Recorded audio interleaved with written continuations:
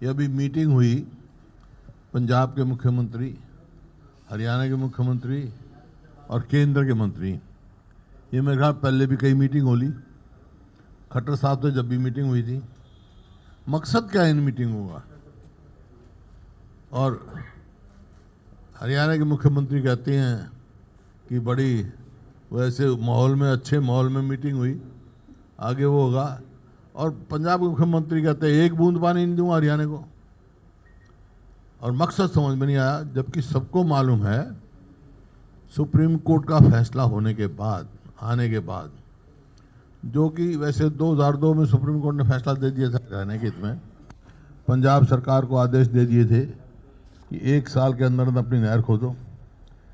वो फैसला 2004 में पंजाब गवर्नमेंट ने एब्रोगेट कर दिया, टर्मिनेट कर दिया एग्रीमेंट।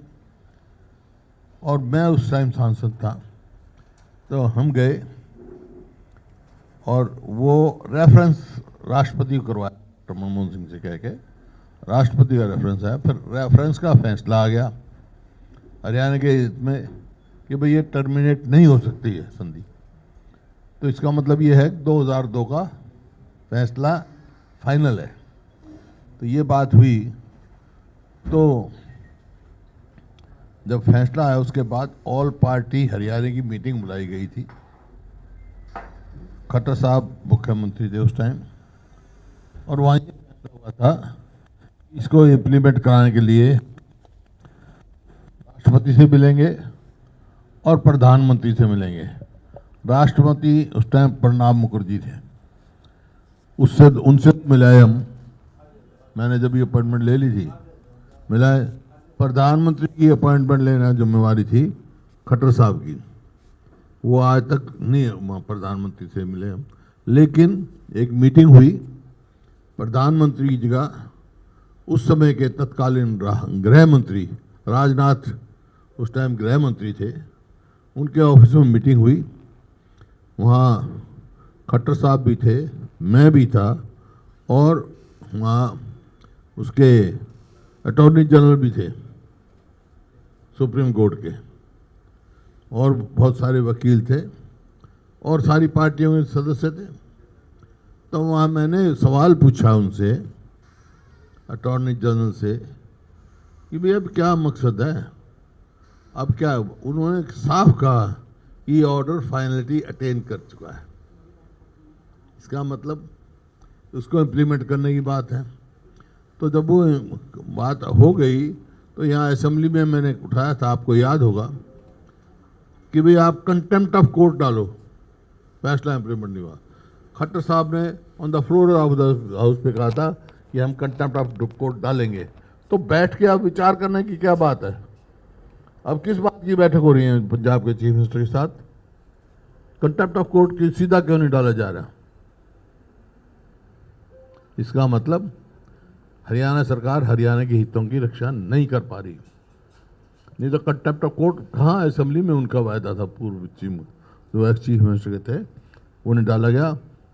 और वो छोड़ो, आज मैं अखबार में पढ़ी कि हांसी बुटाना नहर जो है, बीएमएल हांसी बुटाना नहर, उसमें हम जल भराव करेंगे।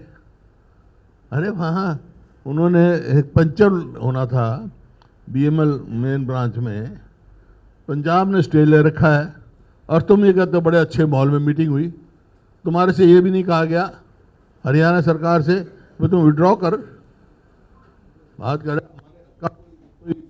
पंजाब के हक का पानी थोड़ा ही लेना था उसमें।